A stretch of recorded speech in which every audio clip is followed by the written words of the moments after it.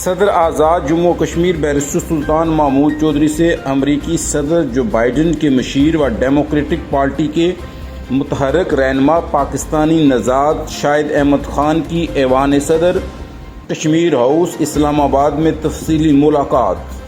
اس موقع پر صدر ریاست نے کہا کہ مسئلہ کشمیر ایک دیرینہ حل طلب مسئلہ ہے، لیکن مقبوضہ کشمیر میں انسانی حقوق کی پامالی میں بے پناہ اضافہ ہو گیا ہے۔ مودی سرکار نے بھارت میں بھی اقلیتوں پر مظالم اور بربریت میں اضافہ کر دیا ہے۔ ریاست منی پور میں عیسائیوں کے ساتھ حالیہ دنوں میں انتہائی شرمناک رویہ اختیار کیا گیا، امریکہ اس کا فوری نوٹس لے۔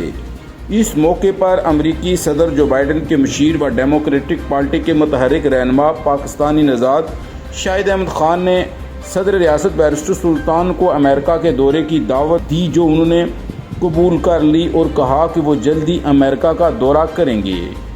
ملاقات میں دونوں رہنماؤں کے درمیان باہمی دلچسپی سمیت دیگر امور پر بھی تفصیلی تبادلہ خیال کیا گیا۔